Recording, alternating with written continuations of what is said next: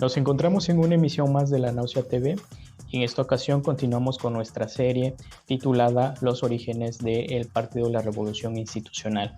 Y en esta ocasión vamos a tratar de desmenuzar un tercer momento histórico dentro del partido o una nueva refundación, y esto está relacionado ya con lo que conocemos con el Partido de la Revolución Institucional, sobre todo ya para 1946.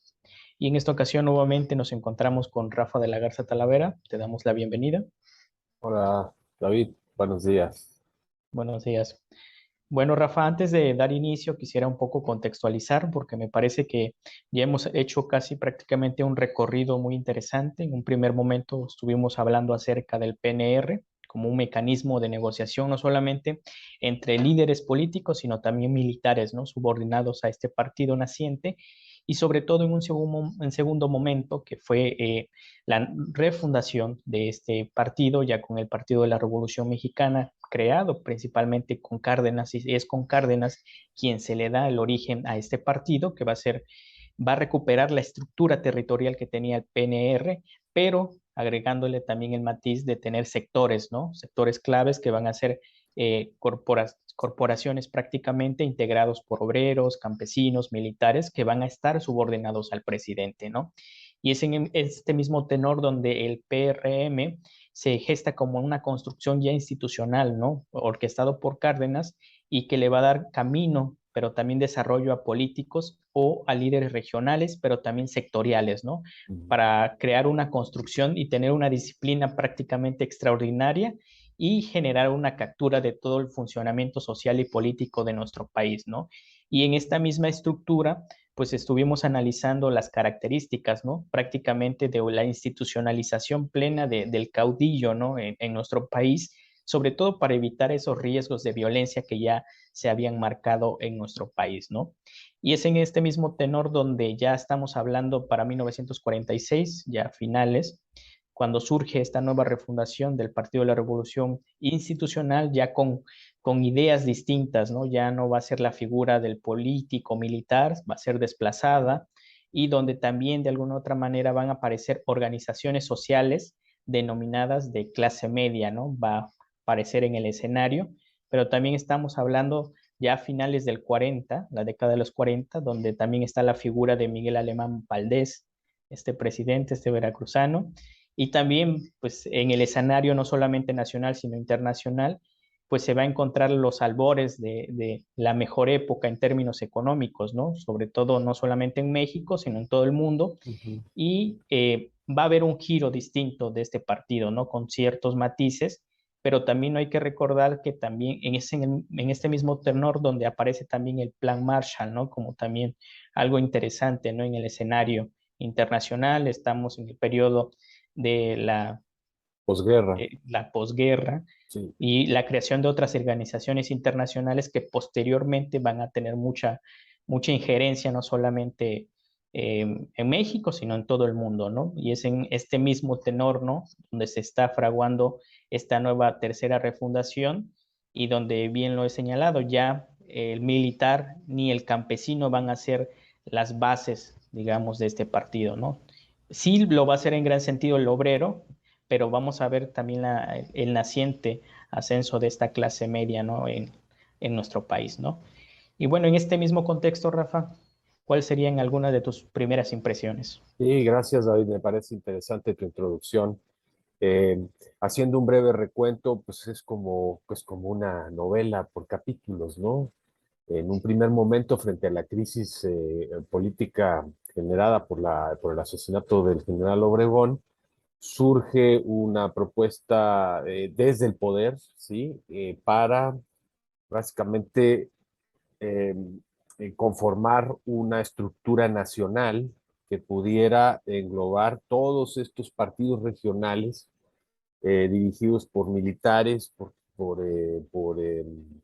profesionistas, por caudillos, o mejor dicho, por caciques locales. Entonces, en un primer momento lo que se quiere es conformar una organización en la que quepan todos los que están de alguna manera a favor de la Revolución Mexicana, pero el partido no tiene el poder de ser una estructura nacional centralizada y entonces lo que hace es como una gran confederación de caciques y caudillos, de notables, que tienen partidos políticos regionales y que son los que participan en las elecciones y sacan candidatos. Entonces la idea es establecer un centro que defina el reparto del poder. Entonces se va a hacer precisamente el jefe máximo con la fundación del Partido Nacional Revolucionario. Si se fijan, los nombres expresan claramente las intenciones, ¿no? Partido Nacional, lo que se quiere es un partido nacional. Ahora, este Partido Nacional en realidad no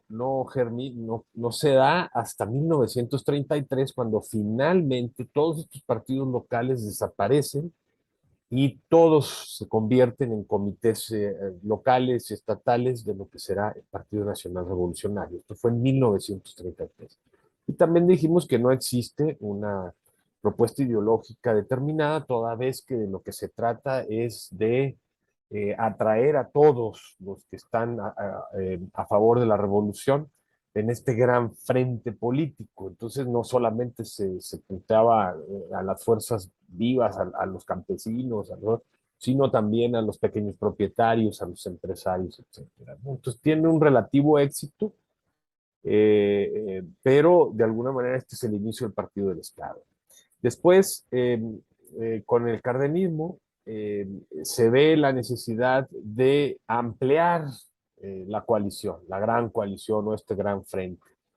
Y entonces se va a apoyar la sindicalización de los obreros y el reparto de tierras, ¿no? Como para establecer esta alianza, este pacto corporativo, como lo llamamos, ¿no? Y aquí la estructura original, que era una estructura territorial, va a combinarse con una estructura sectorial. Entonces surge, inspirado en esta idea de la democracia funcional, surge sobre todo la CTM y la CNOP, los militares también, una incipiente confederación que después será la CNOP, que se fundará ya en el 46, con la intención, insisto, de establecer este pacto, de darle vida, pero además de incorporarlos al partido del Estado.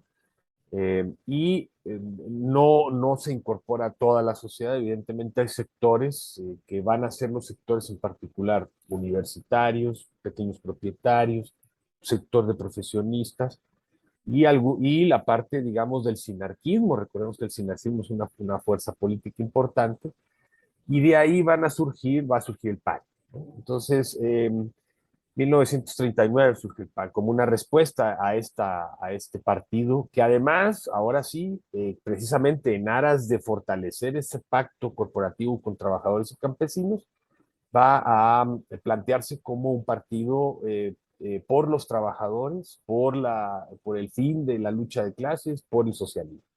No hay que olvidar que el socialismo no es anticapitalista, el socialismo cardenista es básicamente la idea de que el Estado es el eje político y económico de la sociedad, ¿sí? Y por lo tanto se convierte en el clásico estado de bienestar de la época, ¿no? Y un estado de bienestar autoritario, efectivamente, porque una vez que ese pacto corporativo se da, como lo comentábamos anteriormente, no hay espacio para democracia liberal clásica de un individuo un voto, sino que cada sector representa un voto, ¿no? Entonces, todas estas voluntades individuales se funden en los sectores. Entonces, tuvo mucho éxito. El contexto en el que se da, pues es un contexto de crisis económica, de antecedente de la guerra, del crecimiento del fascismo, y entonces el cardenismo responde básicamente con una alianza popular, con un pacto corporativo, y finalmente con la nacionalización del petróleo, y es en ese momento, en 1938, que finalmente el PNR desaparece y surge el PRM. Esto también en términos del sistema político es importante porque finalmente va a coincidir la figura presidencial y la figura del presidente del partido, cosa que no existía con Calles. Recordemos que el maximato es esta dualidad de poder entre el jefe máximo, el caudillo, y el presidente de la República, el jefe del partido y el presidente. Entonces, con Cárdenas esto da un paso más en el sistema político. Aquí se confunde la historia del Partido del Estado con el sistema político y entonces surge el PRM. El PRM impulsará todas las luchas obreras y campesinas, la educación popular y una serie de proyectos en contra del fascismo. ¿Sí? Y incluso el Partido Comunista participa en este gran frente, porque recordemos que el PQS, el Partido Comunista de la Unión Soviética, manda esta línea de frentes populares para detener el fascismo. Entonces había alianzas con la burguesía. Lombardo Toledano habla de la burguesía nacional, nacionalista, frente a la burguesía extranjera. Y así se justifica que el Partido Comunista apoye primero a Cárdenas y luego a Ávila Camacho en las elecciones. Una vez que está esto, hay un periodo, un sexenio, que es el sexenio de Ávila Camacho, de transición, precisamente por los cambios en el ambiente geopolítico por la Segunda Guerra Mundial. Y en 1946, a principios de agosto, perdón, de enero, se funda el Partido de la Revolución Institucionalizada, el Partido Revolucionario Institucional, que lo dice muy claro. Queremos una revolución, pero ya con instituciones. Dicho de otra manera, la revolución ya logró lo que se había propuesto, ahora tenemos que seguir adelante, ¿no?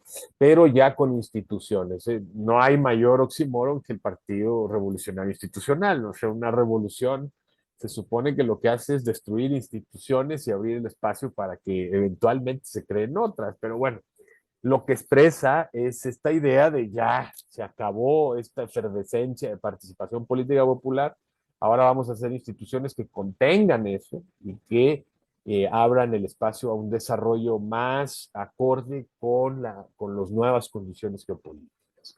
En ese sentido, eh, el candidato Miguel Alemán, el primer candidato del PRI, no quiere ser candidato de un partido que se declara socialista. Y esto se entiende básicamente porque en 46 México en realidad forma parte del mundo libre y la idea de socialismo pues chocaba directamente. Se va a hablar ahora de democracia y justicia social.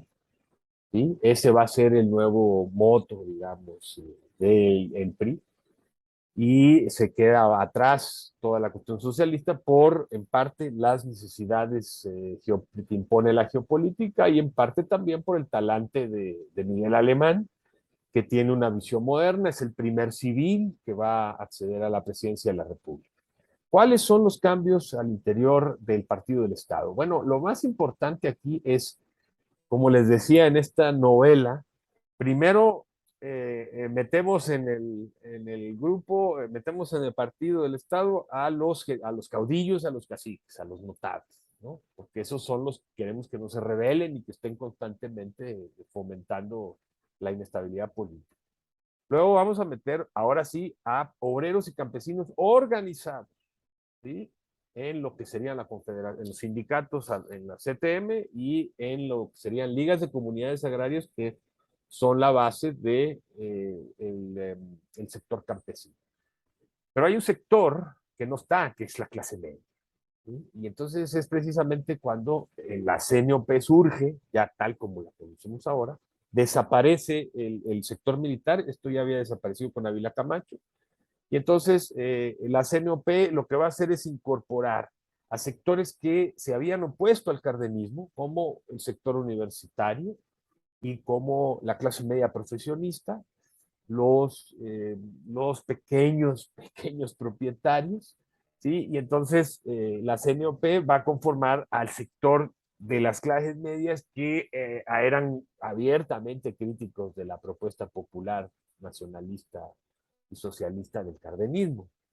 Y con esto, pues entonces ya vemos que prácticamente, ¿no? Prácticamente todo el país, en términos políticos, está encuadrado en el Partido del Estado.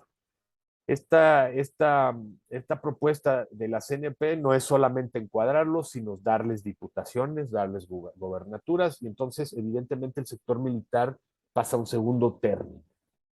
Y el sector campesino también se sacrifica todo lo que tiene que ver con reforma agraria y en el sector obrero hay un cambio fundamental. Sale expulsado, ¿no? Vicente Lombardo Toledano, socialista, confeso, y entra lo que sería la era de los 5 lobitos, que les llamaban así, a Milpa y otros líderes sindicales que eran abiertamente anticardenistas, y con Fidel Velázquez a la cabeza. Y sí, ¿no? Fidel Velázquez va a llegar hasta los años 80, imagínense, ¿no?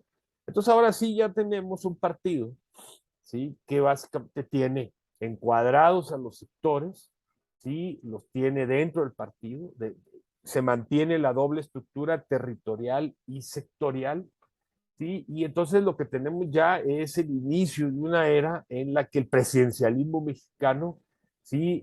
Va a tomar forma y va a devenir lo que después Jorge Capizo definiría en su trabajo clásico sobre el presidencialismo mexicano. Entonces, me parece importante señalar aquí como cambios en el cardenismo la incorporación de la clase media, la contención de la reforma agraria, porque claro, yo no puedo integrar a sectores de pequeños propietarios de campo si al mismo tiempo estoy repartiendo tierras y tengo un discurso abiertamente agrarista. Entonces lo que tengo que hacer es sacrificar. Pero como ya están adentro del partido del Estado, en realidad ahora, una vez adentro, pues, no se van a poder salir. Claro que hay sectores que se salen, pero en general la mayoría se queda esperando reparto de tierras, porque el artículo 27 no desaparece. Entonces, esa promesa logra que en buena parte todos los campesinos que han recibido tierras se queden en la CNC, a pesar de que ¿sí? El presidente de la República empezará una política de reconciliación con los grandes sectores, con los grandes terratenientes, extiende los famosos certificados de inefectabilidad, de no se puede afectar, el Estado no va a poder ya expropiar tierras para repartirlas. Y esto básicamente es un guiño a este sector que se va a incorporar a la CNOP y el proyecto agrarista prácticamente desaparece. ¿Sí? Entonces, como vemos, es un ajuste en el que se trata de incorporar a la mayor parte de los sectores de la sociedad mexicana para precisamente al interior del partido de dirimir las diferencias y repartir candidaturas, repartir contratos, etcétera, etcétera. Entonces, finalmente tenemos ya este proceso de conformación del PRI, del Partido del Estado, en el PNR, PRM y PRI en 1946. Como tú bien mencionas, esto se va a ver además galvanizado con el auge económico que va a generar la posguerra, ¿no?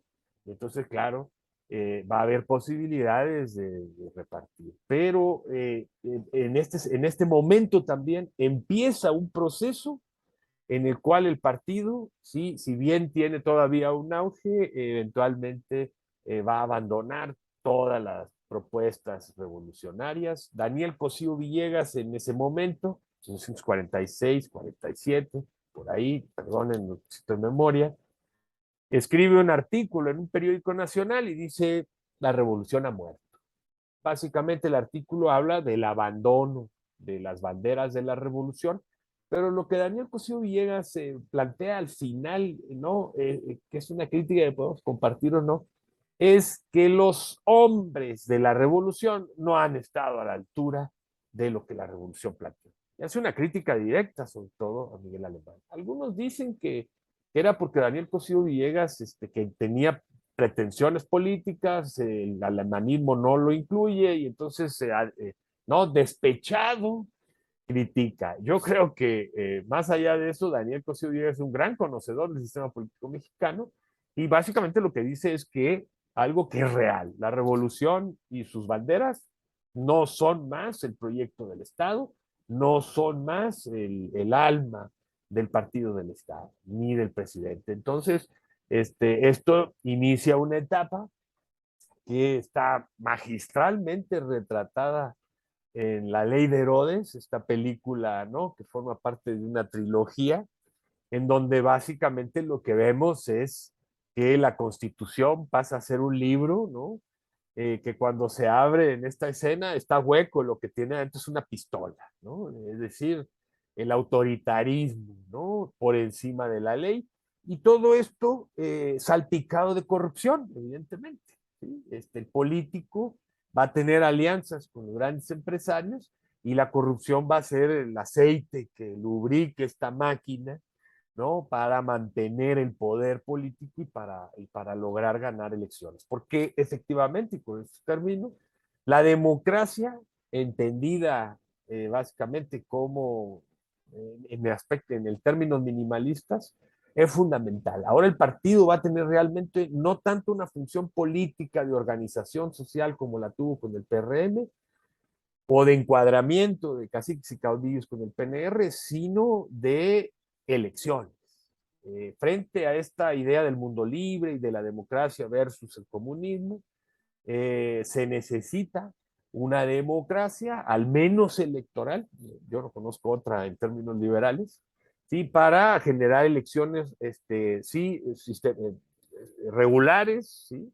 Y es entonces cuando surge la ley electoral de 1946, que no existía, que no había en realidad una ley general específicamente para el mundo electoral.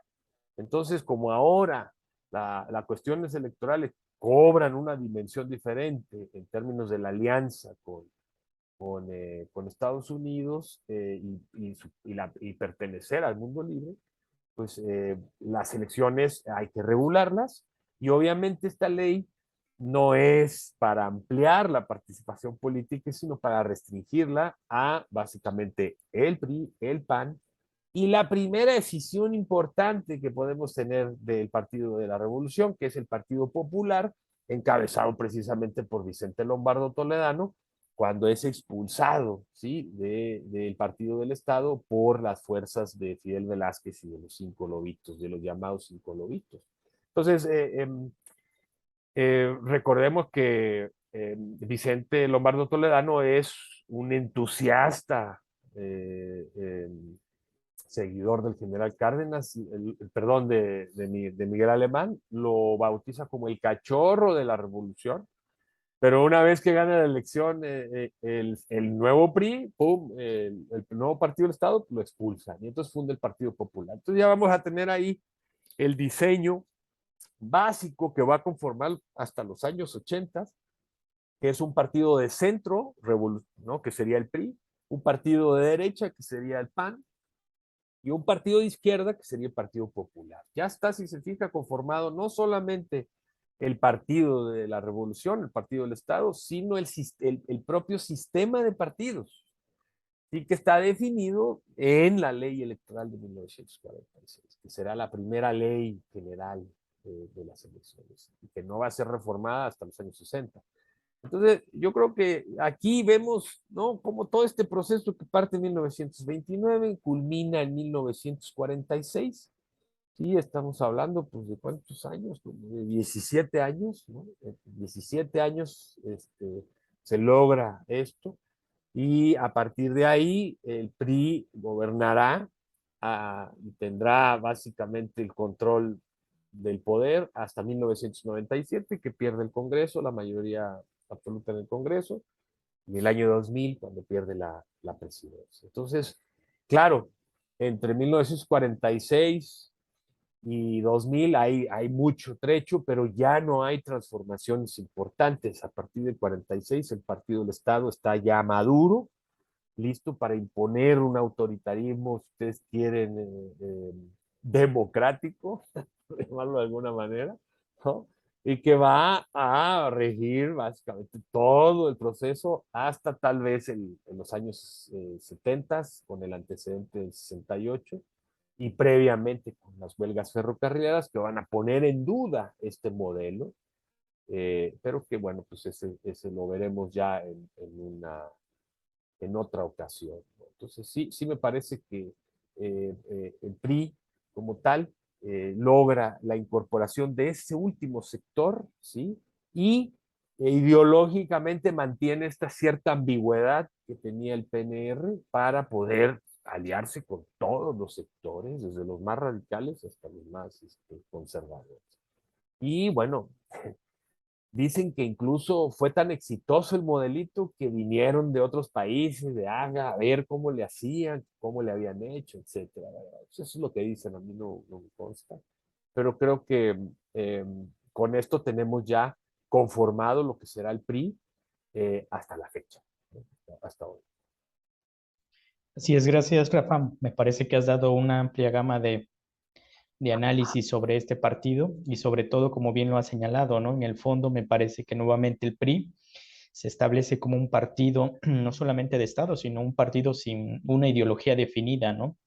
Donde prácticamente, pues vamos a ver que existe también esta parte de pragmatismo, ¿no? Enfocado principalmente en mantener ese poder, ¿no? Y ese poder es prácticamente reducido a ganar las elecciones, ¿no? Ya sean locales, estatales y ya no se diga las nacionales con el presidente, ¿no? Sí, Y sobre, perdóname, nomás que porque se me va la idea. No es solamente electoral, también a través del partido, porque este pacto que inaugura Cárdenas no desaparece, digamos que se debilita en términos de que ahora los recursos van más hacia la clase media, ¿sí? Por ejemplo, con la construcción de Ciudad Universitaria, que es un guiño a la clase media, porque la universidad no era para campesinos, para obreros. Y sí, digamos que esta ampliación del consenso eh, y con la ley del 46, pues es fundamental en términos de que legitima al presidente, le da un enorme poder. ¿Sí? Entonces, ya no va con, las elecciones no van a contar porque ya previamente a la elección, los candidatos, ya todo el mundo va a saber quién va a ganar, ¿no? Ese es el éxito que se logra. Es decir, el partido, el PRI, se convierte en la caja de resonancia de los proyectos y del dedo presidencial. Pero además, el PRI va a ser la organización que va a bajar los recursos del presupuesto nacional a campesinos, a obreros y a sectores medios. ¿Sí? Esto es muy importante, regulador, porque esto va a cambiar con el salinato. ¿Sí? Porque entonces el partido no solamente tiene una función electorera y de apoyo al presidente, tiene también una función de reparto del presupuesto nacional, a través de corruptelas, etcétera, dinero a los líderes sindicales, dinero no a los sectores campesinos, dinero para básicamente controlarlos. No crean ustedes que nomás fue el discurso, no, eran enormes recursos, ¿sí? Entonces, estos van a bajar a través del partido y van a ser estas burocracias sindicales campesinas, pues las que van a tener un enorme margen de maniobra, porque son ellos los que van a organizar las elecciones, son ellos los que van a organizar las campañas. Entonces, esos recursos son utilizados precisamente para conformar, ¿sí? Grandes concentraciones, marchas, mítines, repartos, ¿no? ¿Para qué? Pues básicamente para fortalecer lo que se conoció como el clientelismo. Tú me das y yo te doy. Entonces el partido tenía esa función también, no solamente una función electoral, ¿no? Sino que precisamente a través de lo electoral también viene el reparto del presupuesto a través del partido. Ahora no, ahora lo hace directamente el presidente, eso lo inaugura Salinas. Pero bueno, eso no nos adelantemos, ya llegaremos ahí, ¿no? Perdón por la interrupción, David. sí, sí, no, Rafa, y muy interesante, ¿no? Porque es en esta parte donde vamos a ver cómo también este partido, pues no solamente va a ir variando en la posición, ¿no? Política o en esta esfera política, sino también va a ir actuando en función de las necesidades que va a tener este partido, sobre todo también entendiendo que es un periodo histórico donde todavía podemos decir que a nivel nacional, pues hay riqueza, ¿no? Esta riqueza que va a ser amplia, pero también con estas famosas demandas que la ciudadanía de alguna u otra manera, principalmente ya incorporada en estos sectores, van a buscar también esta parte del pastel, ¿no? Y este es en este mismo sentido donde se va a ir fraguando, como bien lo ha señalado, todo este proceso histórico de corrupción, ¿no? No es que nunca lo ha existido, pero va a estar un poco más marcado, ¿no? Ya desde el 46, ¿no? Así es. Y bueno, Rafa, pues nos despedimos y sobre todo vamos a seguir continuando en el análisis de las crisis ahora de este partido, ¿no? Que va a ser muy interesante porque al igual como todo partido, pues tiene sus altibajos, ¿no? Y vamos a ir desmenuzando cuáles son esas crisis, ¿no? Que ya vienen desde los 60, se enarbolan ya prácticamente en los 70 y ya no se diga en los 80, ¿no? Cuando Sí, ya viene un amplio declive de este partido, ¿no? No es reciente, sino que ya tiene un antecedente también Sí, largo este partido, en ¿no? todo caso, a pesar de todos estos cambios, la idea del partido del Estado se mantiene, se fortalece, se institucionaliza. ¿Sí? Entonces, efectivamente hay cambios, pero el origen, la idea del general Calles, ¿no? Y del grupo revolucionario permanece. Un partido que esté controlado desde el poder, que surja y que se sostenga desde el poder, y no como sería en la democracia liberal clásica, algo al revés, ¿no? Que el partido sea el que le dé sentido al poder, ¿no? Y esta marca de nacimiento no desaparece. Gracias, Así es, David. Gracias a así nuestros es. A nuestros usuarios, seguidores. Y seguidores. pues también les sugerimos que sigan consultando nuestros diversos canales y le puedan dar like a este video para seguir generando más contenido, ¿no? Y Okay. bueno, nos despedimos de esta emisión más y hasta la próxima.